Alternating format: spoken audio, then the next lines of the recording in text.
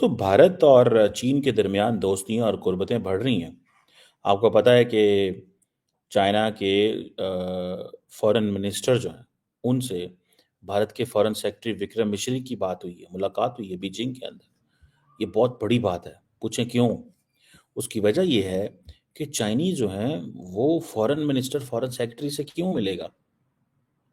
लेकिन क्योंकि कहा जा रहा है कि विक्रम मिश्री साहब जो हैं ये पहले वहाँ पे एम्बेसडर जो हैं वो रह के आए हैं। इसी तरह मज़े की बात है, जो चाइना के वाइस फॉरेन मिनिस्टर हैं सन वेडोंग, वो इंडिया के अंदर एम्बेसडर रह के गए हैं, बल्कि वो पाकिस्तान के अंदर भी एम्बेसडर रह के गए हुए हैं। और अब ये जो मुलाकात हुई है इसमें बहुत सारी ऐसी आप समझ लें कमिटमेंट्स हैं जो नज़र आ रही हैं।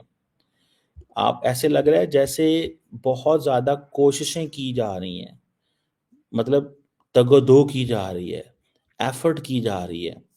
आप अगर देखें जो चाइनीज़ फॉरेन मिनिस्टर का बयान देखें, ठीक है?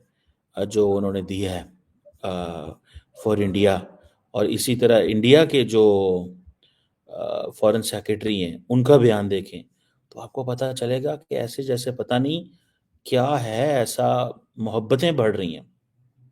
ठीक है जी। और इस साल 2025 में से आपको पता है कैलाश मानसरोवर जो यात्रा है वो समर में शुरू हो रही है, गर्मियों में शुरू हो रही है। ठीक है जी। और एक तो ये चीज़ है, इसको थोड़ा देखना होगा। दूसरा, India China export level mechanism जो है वो रिज्यूम हो रहा है on hydrological data trans border river cooperation के ऊपर, जो कि इंडिया का है कि ये जी $136 अरब के ये जो इन्होंने बना रहे हैं। एंड देन और बहुत सारे इनके जो बायलैटरल्स हैं उसको, सबसे बढ़कर एयर सर्विसेज, इंडिया ने मुश्किल डाल दी चाइना को। उन्होंने कहा जी चाइनीज बिजनेस खज्जल होते हैं तो हों, हम डायरेक्ट एयर सर्विस नहीं चलाएंगे। क्यों? पहली बात तो यह है कि सारे का सारा जो फायदा हो रहा था वो चाइनीज एयरलाइंस को हो रहा था। दूसरा उसमें ये था, उन्होंने कहा चाइनीज बिजनेसमैन खराब हो रहा है। तीसरा उनको ये था कि चाइनीज बिजनेसमैन जितना खराब होगा हुकूमत को प्रेशराइज करेगा। तीसरी चाइना इंडिया को ये बात थी कि भाई जो बैलेंस ऑफ ट्रेड है वो तो चाइना के फेवर में है, $100 अरब तकरीबन। तो हम क्यों चाइना के साथ एयर सर्विस खोले? So use it as a leverage, इसको लिवरेज के तौर पे इस्तेमाल करें। आप समझ रहे हैं बात को? सो चाइना और इंडिया के ताल्लुकात बहुत अच्छे हो रहे हैं और हमारे चाइना से ताल्लुकात बहुत ख़राब हो रहे हैं। और वो जो ख़राब हो रहे हैं उसके रीज़न कल अभी आप देखें, कल एक पता नहीं किसी गार्डियन में छोटी सी को खबर आई पाकिस्तान चाइना ताल्लुकात के हवाले से, चाइनीज़ एम्बेसी ने स्टेटमेंट जारी कर दी कि नहीं ऐसी कोई बात नहीं। फिर फॉरेन में हमारे मिनिस्टर और चाइनीज़ एम्बेसडर की मुलाकात हुई। फायर फाइटिंग इसे कहेंगे आप। इसे क्या कहेंगे? फायर फाइटिंग कहेंगे। अब मुझे सिर्फ इतना बता दें कि ठीक है, एयर सर्विस खोल दी, एयर सर्विस खोल दी। क्यों खोली? बिकॉज उनको पता है कि हमें इससे क्या मिलना है। चाइनीज बिजनेसमैनों की जान निकली हुई थी, आप समझ रहे हैं, जान बंद थी, बल्कि मुश्किल में थे बेचारे वो कि क्या करें और क्या ना करें, किधर जाएं हम। अब जो चाइनीज साइड है, इंडियंस बड़े खुश हैं कि भाईजान Shanghai cooperation organisation and all this and participation and cooperation, ठीक है ना जी। और कि एक तो उन्होंने कहा जी कि हम जो इन चाइना को जो एससीओ की प्रेसिडेंसी लेने पे भी फुल सपोर्ट करेंगे। और हम आपको उन्होंने कहा अश्योरेंस देते हैं कि फुली पार्टिसिपेट करेंगे जो कि एससीओ की अम्ब्रेला। इट मीन्स कि इंडियन वजीर आजम नेक्स्ट टाइम पार्टिसिपेट करेगा जो भी एससीओ की कॉन्फ्रेंस होगी। इंडिया ने डेलिबरेटली एससीओ को की प्रेजेंस को कम डाउनग्रेड करके चाइना को कहा कि हम तुम्हारे बनाए हुए मल्टीलैटरल फोरम को वैल्यू नहीं देते, हम ब्रिक्स को वैल्यू देंगे। मिसाल के तौर पे पिछले साल जब चाइना की वो 2 साल पहले जब इंडिया के पास थी एससीओ की प्रेसिडेंसी, तो फॉरेन मिनिस्टर्स को बुला लिया, और जब हेड ऑफ गवर्नमेंट्स की बात आई तो कैंसिल कर दिया और कहा जी कि हम तो इसको और अंदाज से देखते हैं। और अंदाज से देखते हैं। और वो अंदाज क्या था? वो अंदाज ये था कि ऑनलाइन चले गए। फिर नरेंद्र मोदी ना गए आई थिंक कजाकिस्तान में, फिर पाकिस्तान के पास आया तो ना आए, तो इंडिया ने इसको लिवरेज के तौर पे इस्तेमाल किया ओवर द चाइनीज। उन्होंने कहा हम पार्टिसिपेट करेंगे। अब देखिएगा अगली दफा नरेंद्र मोदी साहब जाएंगे एससीओ फोरम पे, अगली दफा नरेंद्र मोदी साहब जाएंगे, ठीक है ना जनाब। और इसमें भी देखें, ये जो वो जिसे कहते हैं ना, एक तो ये चीज़ हो गई। फिर उन्होंने कहा जी हर किस्म के बायलैटरल मल्टीलैटरल कोलियंस जो हैं उनके ऊपर हमारी आपके साथ कम्युनिकेशन होगी, म्यूचुअल ट्रस्ट होगा, दिस एंड दैट होगा। और दोनों ममालिक जो हैं वो 75वें जो एनिवर्सरी है इस्टेब्लिश करेंगे डिप्लोमेटिक रिलेशंस की, और मीडिया और थिंक टैंक्स एंड ये होगा, ट्रैक टू डायलॉग होंगे। समझ रहे हैं इंडिया और चाइना के मामलात कितने अच्छे हो रहे हैं? ठीक है जी।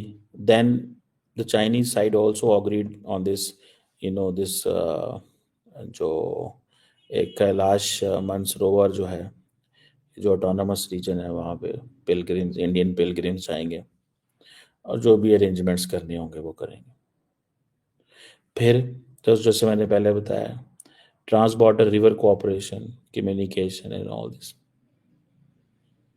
और इंडिया चाइना रिलेशंस को वो कह रहे हैं कि हमें देखना चाहिए और हैंडल करना चाहिए कि हमारे जो फंडामेंटल इंटरेस्ट हैं उनके हिसाब से।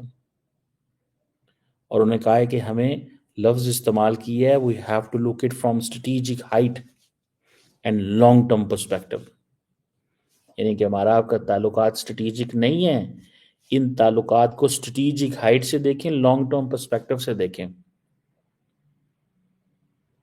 और हमारी जो कंस्ट्रक्टिव एटीट्यूड्स होने चाहिए, ये इंडिया, ये चाइनीज साइड कह रही है, ये चाइना का वर्जन है। स्ट्रेटेजिक हाइट से देखना है, लॉन्ग टर्म पर्सपेक्टिव। इंडिया को वो कह रहे हैं कि अमेरिका के एंगल से हमें ना देखो। चाइनीज इंडिया को कह रहे हैं लॉन्ग टर्म पर्सपेक्टिव में इस खित्ते के अंदर मैंने और आपने रहना है, अमेरिका ने नहीं रहना। अमेरिका अगर अफगानिस्तान से जा सकता है तो क्या अमेरिका इंडो पैसिफिक से नहीं निकल सकता? क्या इंडिया अगर अफगानिस्तान से जा सकता है, वियतनाम से जा सकता है, इराक से जा सकता है, तो इंडो पैसिफिक में वो कैसे रहेगा? तो वो कह रहे हैं कि आप उनकी बातों में ना आए। So look it from strategic height and long term perspective. ये चाइनीज साइड ने सजेस्ट किया है। और उन्होंने कहा है जी कि कंस्ट्रक्टिव एटीट्यूड्स होने चाहिए। इंडिया तो पहले ही तैयार बैठा हुआ है कंस्ट्रक्टिव एटीट्यूड्स के लिए, अच्छी पब्लिक ओपिनियन, म्यूचुअल ट्रस्ट, ये सारी चीजों के लिए इंडिया तो तैयार बैठा है। सो ये जो उनके अपने कंसर्न्स हैं उनको भी एड्रेस कर लिया उन्होंने। और सबसे बढ़ के मैं आपको बात बताऊं, दोनों साइड जो हैं वो कह रहे हैं कि 75वीं सालगिरह जो है, 75 साल की जो एनिवर्सरी है, उसको पता किस अंदाज से मनाना है? Think tank exchange, media conversation, track two people to people. दोस्तों, भारत के विदेश सचिव और चीन के विदेश मंत्री के बीच में मुलाकात हुई और जिसके बाद पाकिस्तान में हड़कंप मच गया है। अब पाकिस्तानी कह रहे हैं कि भाई भारत तो दुश्मन है, तो चीन उससे बातचीत क्यों कर रहा है? हम तो चाइना के दोस्त हैं, भाई हैं, हमसे बातचीत क्यों नहीं कर रहा है? तो पाकिस्तानियों को मिर्ची लग रही है। भाई देखो, भारत जो है ना वो रणनीति के हिसाब से काम करता है। जिस देश के साथ फायदा होता है भारत उसके साथ संबंध अपने सुधारता है, बातचीत करता है, समझे? आपकी तरह नहीं है कि कटोरा लेकर पहुंच जाए, भाई सब दे दीजिए।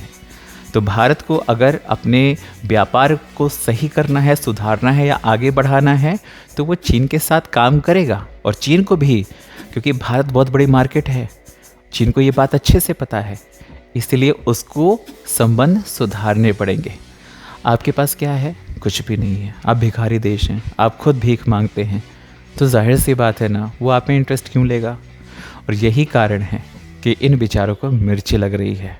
तो सबसे पहले दूसरों के घर में झांकने से अच्छा है अपने देश की हालत को सुधारो, समझे। और भारत को जो करना है वो भारत करेगा। और रही बात दुश्मनी की कि चीन भारत का दुश्मन है, तो भाई ऐसा नहीं है। दुश्मनी बॉर्डर की चीज़ें अपनी जगह पर है, लेकिन जो व्यापार है वो अपनी जगह पर है। दोनों देशों को पता है कि व्यापार अगर बंद हो जाएगा तो आर्थिक तौर पर नुकसान दोनों देशों को झेलना पड़ेगा। आपकी तरह थोड़ा ना है, आपसे तो कोई दोस्ती छोड़ो दुश्मनी भी ना रखे। आपसे दुश्मनी करके क्या करेंगे बताओ, तुम्हारे पास है क्या। तुम खुद में मानते रहो ये दुश्मन वो दुश्मन फला दुश्मन। हमारे लिए दुश्मनी मायने नहीं रखती है, हमारे लिए आर्थिक प्रगति ज़रूरी होती है, जो कि हम अच्छे से कर रहे हैं, समझे। आप लोग क्या कहते हैं कमेंट करके बताएं। चैनल पर नए हैं तो चैनल को सब्सक्राइब ज़रूर करें। जय हिंद।